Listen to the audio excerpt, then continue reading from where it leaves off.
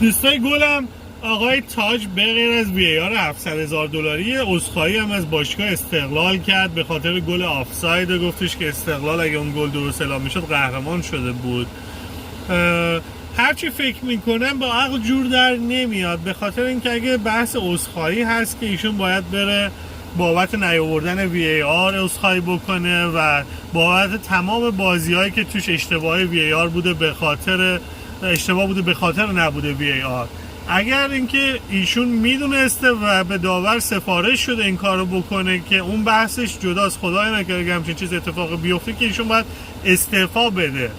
و عذرخواهی بابت یه صحنه توی بازی به نظرم مگر اینکه ایشون از همه تیم‌های دیگه بره عذرخواهی بکنه دیگه، بره دونه دونه بگه آقای سپاهان ببخشید به خاطر این، آقای پرسپولیس ببخشید به خاطر اون بازی و